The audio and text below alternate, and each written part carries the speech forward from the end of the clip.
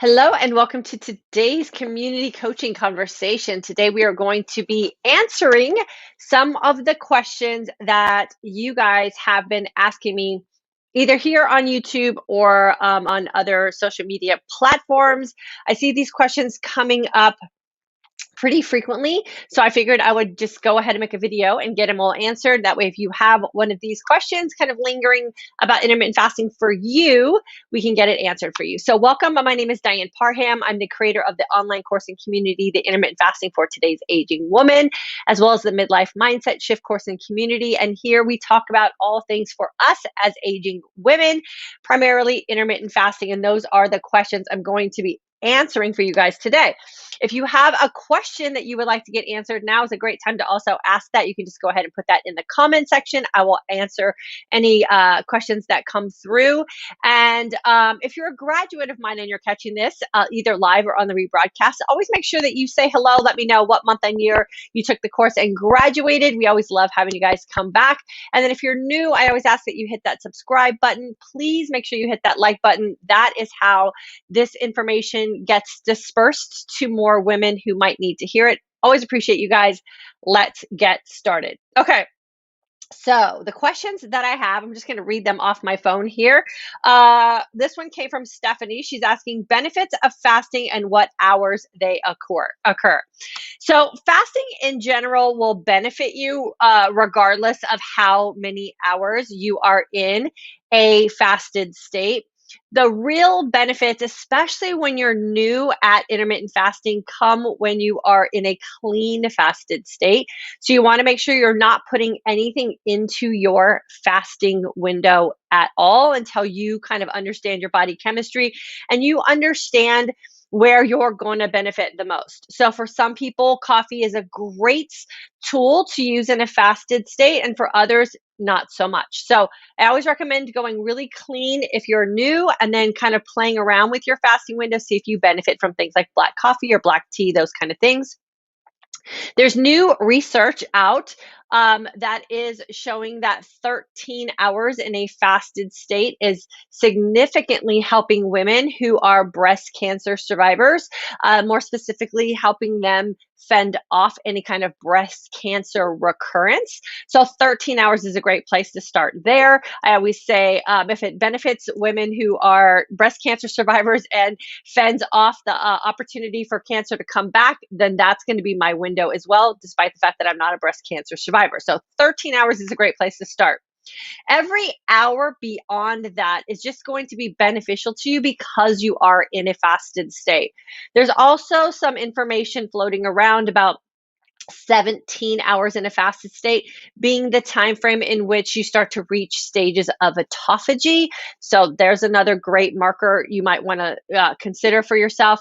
I personally teach and thrive, and a lot of women here in this community are also thriving in a 20-hour fast. What we're finding for a lot of us who are trying to reverse the signs of aging and really want to get the full benefits of what intermittent fasting can provide for us, 20 hours is that fasting window that a lot of us just are defaulting to as our norm. So plenty of benefits in there. The one thing I would recommend understanding is the 12-hour mark of being in a fast state is really where fasting benefits start. And you're starting at 0 at the 12-hour mark. So again, every hour you're in a fasted state beyond that first initial 12 hours is going to be beneficial for you. The other question I get a lot is, what are the best times to fast? Like in a 24-hour period, like what are the most optimal hours to be in a fasted state? And what I really like to coach women on so that you can be successful with creating this as a lifestyle is to mix your fasting and your feasting into your lifestyle and don't try to revamp your life so that you can fast, right? And so I get a lot of shift workers who are really, worried that they're not going to benefit from fasting because they work, non-typical hours. And so think about that. Think about like what your life entails, what your social obligations are, what your work commitments are. And then sit down with the calendar, like pen and paper wise, and put in the hours that you are committed to things, and ask yourself if those are the times that you would benefit from fasting because you have nothing that you have to do, right? You don't have to pack lunch, you don't have to worry about taking a snack, you don't have to have a lunch break, and see if you can use that time as your kind of your little secret weapon to fasting long and well. So even if you are a shift worker, fasting works really well and can really kind of help you acclimate your sleeping pattern as well, because eating all night through the middle of the night is just not chemically and hormonally beneficial to us. So unless your work, requires you to eat, I would just count that in as fasting hours as well, as if someone was sleeping. So you're just doing it on the opposite. You're going to be at work and you're going to fast, just like I work and I fast. When you're sleeping, you're sleeping. So just have that window that you can carve out as your feasting time. And then don't let the fact that you're working like an overnight shift make you feel like you need to eat. Oftentimes, those hours are just unconscious, busy snacking. And it's usually people bringing in food to eat. At least that's what I hear from people. And so just make a commitment that that's when you fast, and then you won't have to be affected by that. And you can just fast when it is you're awake before you go to your next shift. Okay, next question. Best exercise during fasting time. Okay, I like to work out in non-fed state. I wouldn't necessarily say I work out clean fasted because I do like the benefits of using a pre-workout. I have been fasting for over 5 years now, and I'm a pretty consistent and I like to work out in like an intense type of environment. I run, I cycle, I do some strength training. And so I use a pre-workout to just aid what it is I'm asking of my body and my muscles. May not be beneficial for you. You have to test that out as well. So fasted or non-fed would probably be the better term to use, is where I find the best benefits. And so for me, in an hour-long run, having a pre-workout before with a little bit of green tea extract and some of the amino acids that I need to support what it is I'm doing has greatly benefited what I'm asking for myself in my fasting state, my feasting state, and what I'm asking for myself from my fitness. My recovery has been absolutely amazing. I'm not having any kind of injury occurrences, and I haven't lost any of the benefits of what I'm doing in my fasting and feasting lifestyle. So the best time to work out is, in my opinion, in a non-fed state. You have to determine when that is going to work best for you. I typically work out in the morning. So I just get it out of the way. I utilize a zone 2 type of training. So this is one of the other questions that I got. So I keep my intensity on the lower side and my duration on the higher end. And I try to drain my tank. So I try to put my body in a position chemically and hormonally to release any energy that's in storage, and also make that available for me to utilize when I'm working out. And then post workout, I stay fasted. So I don't have a meal. I don't add protein. I don't add anything into my routine except water and some coffee, maybe with a little bit of fat in it. And then I just stay in my fasted state until my designated break fast time. The best time to work out is when you designate a successful time for you to work out. So there's no hour of the day that's going to be more beneficial to you than another if it's not going to accommodate your schedule. So again, you have to pull out a calendar, you have to look out your schedule, figure out what the best time for you to get a workout in, and then you have to figure out like how long into your fast state you are at that point. How does your body feel physically, mentally, and emotionally? This all matters. And do you work out better fasted or feasted? And then determine that for you. Because if you're already going to be in a long fasting window and you break your fast to get a good workout in because it just feels better for you, you've already accomplished your fasting goals for the day. Don't worry about it if you need to be in a feasted state. So figure that out for you. There is a little bit of trial and error that goes into figuring out the best time for you.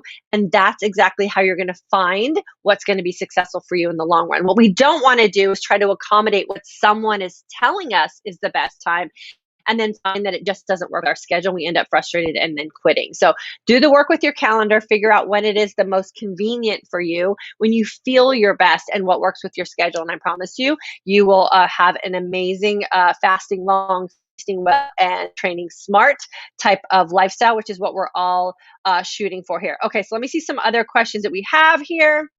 Okay, success stories. I just heard an amazing success story from a woman that I am coaching with intermittent fasting. She was new to fasting. She had kind of been playing around with some 16-8 protocols. She was sharing with me that she had some eczema on her hands that she couldn't get rid of, and she didn't know where it was coming from. She bumped her fasting time up to 20 hours and kept her fast clean. And within, I think it was 4 or 5 days, her eczema completely disappeared. Completely disappeared. So remember, being in a fasted state does allow our bodies to heal themselves from the inside out. Anything that we have going on the outside of our body, whether that be eczema, or maybe you have that bloated feeling, or maybe you have that extra body weight, body fat that you're carrying around.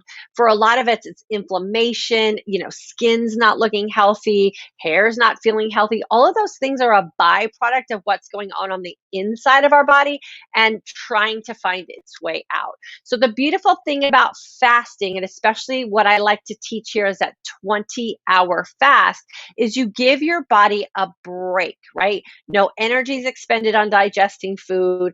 Give your mind a break by having to decide about what it is you're going to put in your body, and you just heal in a very peaceful state. So lots of success stories. Another woman that's in my current intermittent fasting for today's aging woman course is, under the 200 mark on her scale for the first time in years. She's feeling super excited about her future self and everything that she's doing with fasting. So there's plenty of success stories out there. And I would say a lot of them have to do more with the non-weight aspect of things. Weight loss is going to happen for sure. Fat utilization is going to happen for sure. But it's the stories about eczema disappearing, or brain fog lifting, or just an optimistic and energized sense of well-being about your future that are the ones that I'm really excited about. Another woman Friday shared with me, she was in my course, I believe last year, and completely changed her life. She started a new career. She was able to get out of a really toxic relationship. She healed some things medically that were going on with her body. She's completely changed her life because she started practicing intermittent fasting and just started feeling better. So I'm going to be doing an interview with her soon, and I will share that information here with you guys. But all kinds of opportunities for healing and success for sure. You just have to be committed to this lifestyle long enough for you to actually reap the benefits of what it can provide for you. Okay, some other questions. Let me get to those. Would like to know ideal fitness routine each week, including zone 2 HIIT and weights. Okay, again, this is that thing that I have a really hard time getting women to understand, that there's no such thing as ideal anything, right? There's not ideal macro counts. There's not ideal calorie consumption. There's not ideal fasting windows. There's not ideal exercise. It's what you're going to be able to commit to so that you can live a happy and healthy life. I have a very committed fitness routine. I work out 6 to 7 days a week. And I know for some people that seems like that's super extreme, but I absolutely thrive in that kind of routine and that kind of schedule. And then when my body feels like it needs to rest, I give myself permission to rest. So that might not be something that's ideal for you. So you have to play around with some things in trial and error. What lights your fire? What makes you feel good about showing up to a gym or a workout routine or a trainer or whatever it is that you're committing to do? What is it that gets you excited about why it is you're doing that thing? So I work out so that I can physically show up for myself 10 years from now, right? So I love what it does for me today, but the thing that keeps me showing up every day is what I hope it will do for me 10 years from now. I was listening to a podcast this week, and one of the questions that was asked to this doctor who was talking about healthy lifestyle choices was, what's the number one thing that you can do in your life that will help combat aging like unsuccessfully, right? Like, so what can we do to really live a healthful, youthful life moving forward as we start to age? And he said exercise, right?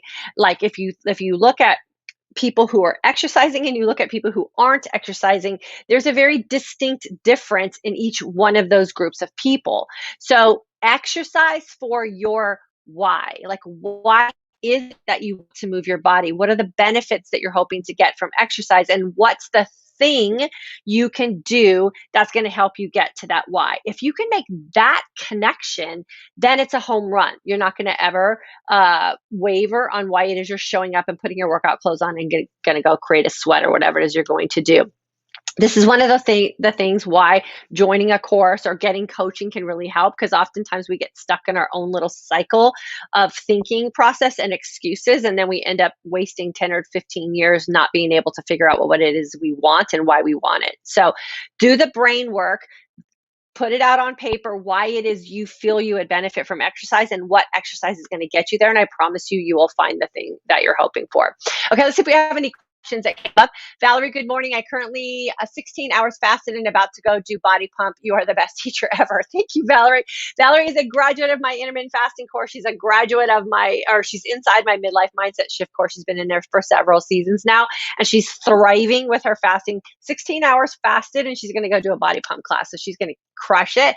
Steffi, age 43 and thinking of trying to do intermittent fasting and possibly adding keto. I do not have a thyroid anymore. It seems harder for me now. Would this be better for me in this situation? So we have lots of women who have thyroid conditions, including people who don't have a thyroid anymore, and they're thriving in a fasted state. Remember, when you're intermittent fasting, it's a 24-hour window where you're going to fast and also feast. So the fasting word in itself, I think, makes people nervous.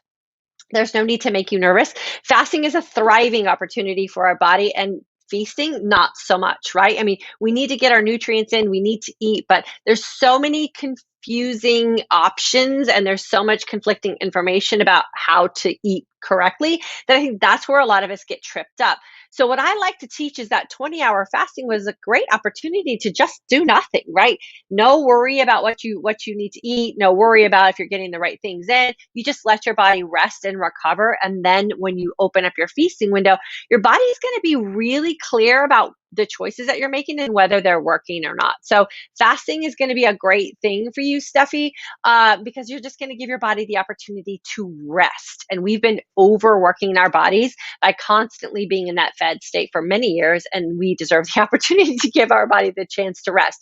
So I think you would do great. I would recommend jumping into our Intermittent Fasting for Today's Aging Woman course that starts August 7th. I walk you through everything that you need to know and give you opportunity to kind of practice things. I personally don't follow a ketogenic diet, and I don't teach that as well. I do teach you to kind of figure food out for yourself, but you don't have to go straight keto to get the benefits of what intermittent fasting can do for you. You can really figure out just food dynamics for you, what makes you happy and what's going to make you healthy, and then create your own food lifestyle for sure. So I hope to see you in class with us. Susan, girlfriend, hello. Currently, I have 15 hours fasted and ran early AM fasted. Love running fasted. Yeah, running fasted is the best for sure. See, I started my fast last night at 5. So what am I at? I'm probably right there with you guys, about 15, 16 hours, and feeling great for sure. Had my water this morning, had my coffee already, absolutely feeling great. Pamela, morning, just tuning in. I have to catch a replay. Yeah, for sure. And if you have any questions, now's the time to ask them, because I'm answering them for you guys. Hey, I'm 41 years of age and I'm a little confused on what IF works good for weight loss and do you have to fast around the same times? And I don't want to do the wrong fasting because of my monthly cycles. Okay. So I would definitely say jump into our class. I will teach you how to do that correctly for sure. What I really like to teach women when we're in this fasting kind of lifestyle, and especially when you're in the class, is to let your body lead, right? And lean into how your body's feeling and those signs and signals that it's telling you. There is no one who knows you and your body more than you and your body, right? And so just fast and see how that feels for your body and see how your body adjusts to that. Again, there's so many things that we do in our feasting window and so many choices that we make throughout our day that interrupt our hormonal cycle. And we never, ever think about that, right? So give your body a break. Just lean into that fasting and then kind of see what protocol is going to fit well for you, depending on where you are in the month for sure. And again, there's that thing that there's so much information out there about hormones and cycles and fasting, and everybody gets so afraid that we don't know what to do and we get confused and frustrated and we throw it all away. So lean into your body and then let that kind of lead the way for you. Pamela, yes, worked out daily to keep up with my grandkids. I'm 65. Yeah, for sure, right? We need to have that stamina for sure. We want to make sure that we are, functionally fit. So we're doing the type of workout routines that are going to allow us to move freely throughout our day and just accomplish daily activities. So good for you, girlfriend. And then 2017 graduate, love IF. Yeah, we love having you with us for sure. And you've been around for a long time, girlfriend. So I'm glad that you're reaping the benefits with us. Sandra, I'm new to intermittent fasting and loving all this information. Thanks from the UK. Sandra, so good to have you with us. So glad to hear that you're thriving in this environment. The one thing I want to remind women of as well is that we have to make sure that we're clear in how we're thinking about this and we're not bad people. We don't, we're not doing anything wrong. Everything we do is just a series of choices for us to determine what's best for us and then what doesn't work so well. So we're just sifting through information, sifting through experiences, and then deciding what we're going to keep in and then what we're going to toss out. So be very careful with a lot of the fear mongering that goes on with intermittent fasting, especially when it comes to women, or the hard and fast rules. The only thing that I say that you have to be aware of is that if you are fasting for the benefits of what fasting is going to provide for you, you have to understand what's going on chemically in your body in that fasted state. And you don't want to cheat yourself into thinking that you're just not eating, right? There's a difference between being in a fasted state and being in a fed state. And a lot of women are still in that lingering sort of torture mode, not benefiting from either one, because we're hearing a lot of nonsense on the internet. So if you want to reap the benefits of being in a fasted state, especially in the beginning when you're trying to reverse a lot of inflammation or a lot of these aging related diseases that are going on, you have to make sure that you're truly fasting. And so I just want to make sure that I cover that as well. I have a lot of weight to lose, but do you also think about 36 hours or longer fast? Would that help you lose weight faster? And what are your thoughts on low carbs? Okay, Beauty of Love, Jay Jones. So I would say I don't like to teach. Okay, in the beginning, I like to say create some consistency. So 20 hours of fasting and 4 hours of really conscious, nutrient dense feasting does the trick. If you want to get into longer fasting, I always recommend doing that once you're really comfortable with consistently fasting for 20 hours every day and really thriving in that fasted state and understanding what foods work for you. Will 36 hours help you lose weight faster? I don't know because I teach the 20-hour fast and we're thriving in that. We don't have to go any farther.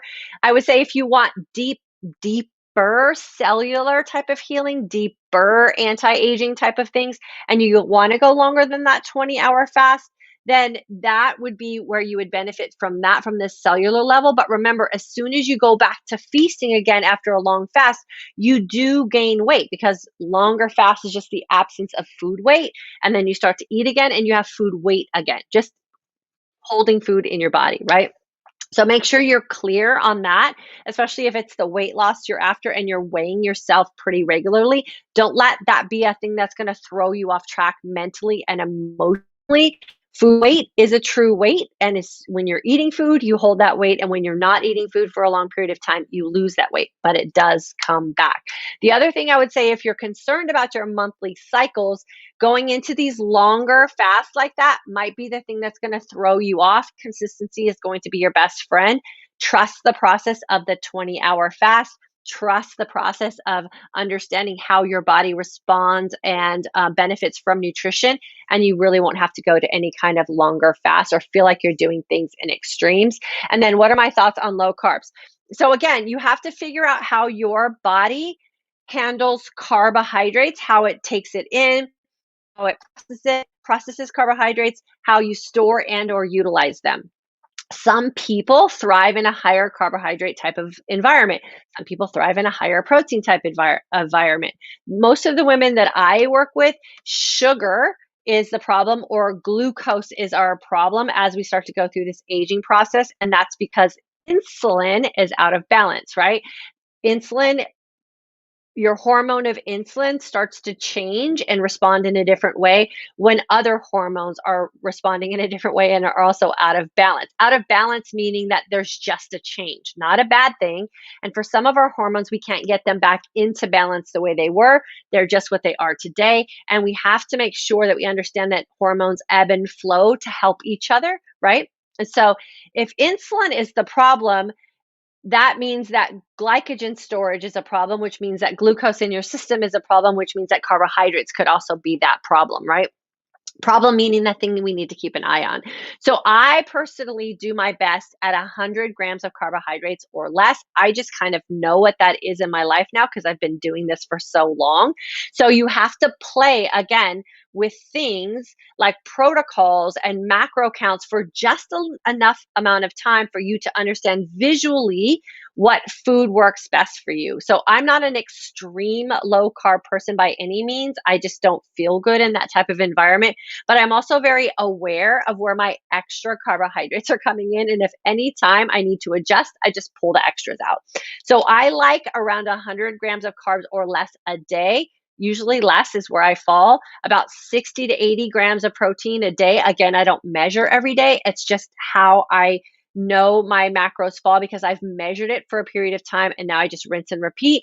And then everything else comes from really healthy fat sources and it just balances out my day. So again, play with it, but you don't have to go extreme low carbohydrates, right? You just have to find what works for you and what's going to sustain your life. The more physically active you are, the more you might have some flexibility. If you live a very sedentary life, you might have to go a little bit lower than some other people. So you have to play with it for sure.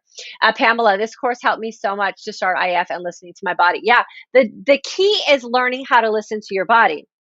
The great thing about intermittent fasting is that it quiets all the outside influences and factors down so you can listen to the dialogue that your body is sending us.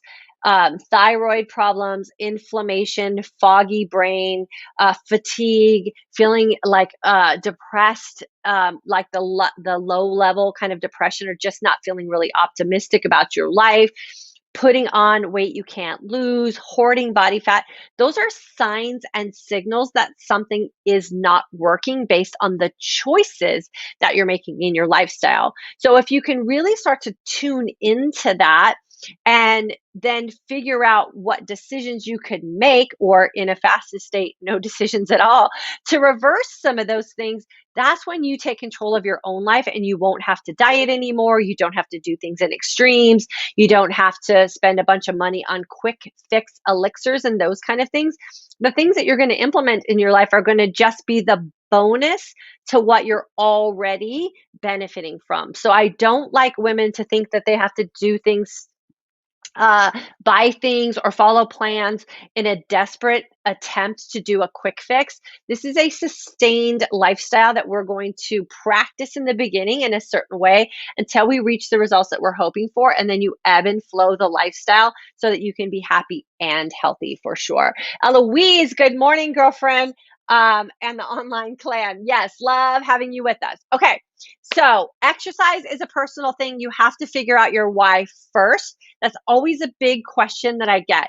Figure out what floats your boat, right? Figure out what gets you excited about showing up to move your body. That's the best exercise for you. For me, it happens to be cycling, running, and some strength training. So that's what I absolutely love. That's what I do.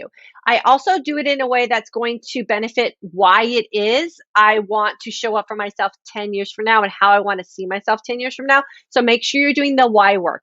If you're working out because someone is telling you you need to, or you're doing a certain workout type of regimen because someone's telling you that's what you need to do, question those people.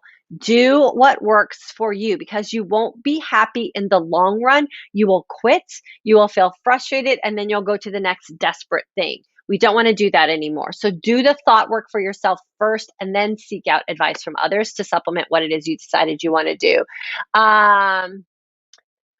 Okay, so what else did we talk about? Fasting. What's the best fasting protocol? I teach 20 hours of fasting because that's where we are benefiting in this community of women going through hormonal change. Do you have to fast every single day for 20 hours? Yes and no, right? I always default to a 20-hour fast whenever I feel like my body needs to have some adjusting. I would call that my quick fix. I fast from 16 to 18 hours also, just depending on what my life has going on. And then I just ebb and flow throughout my week. I make sure that my fasting schedule accommodates my life and that I don't change my life for my fasting schedule. That is another one of those things that will not sustain for a long time. You'll get frustrated and you'll quit because you'll feel like you're missing your life. There's always an opportunity to schedule in a fast, right? Whether it's 13 hours like we talked about in the beginning, 16 hours, 18 hours, 20 hours, whatever it is you're going to thrive in and find the best benefits for sure. But you have to do what's going to make you happy. And then low carb was a question I got asked. I do not necessarily recommend a low carb diet for the long haul unless that's where you benefit from. I don't follow a low carb diet as far as what most people call low carb, but I do kind of try to stick around 100 grams of carbs or less a day because that's where my body thrives. I do not process carbohydrates well. My body is a carb storer, so I have to make sure I have a lifestyle that will utilize the carbohydrates so that I don't keep those in storage, and that's really what I teach women how to do here as well. Okay, anything else really quickly before I let you guys go? I'm going to try to keep these question and answer kind of sessions open for us as well, so that I make sure that I'm giving you the information you need so that you can create a healthy lifestyle for yourself. Remember, our goal here in this community is to create a life so that we feel like we are looking and feeling our best. And we're doing that in our most authentic way. And we don't want to feel scared. We don't want to question things. We don't want to bounce from one piece of advice to the other. We want to make informed decisions based on how our body is speaking to us so that we can do that in the most authentic way. Steffi, you are so welcome, girlfriend. I hope to see you in class with us soon. Like I said, our next course starts August 7th. Registration is open. All the information about how to register is in the links down below. The class is the best place for you to really practice what it is your body is trying to tell you and how it is going to respond to the decisions that you're making as well. So I hope to see you guys in class. I will see you guys back here on Thursday and tomorrow on Instagram at 1 p.m. Central Standard Time.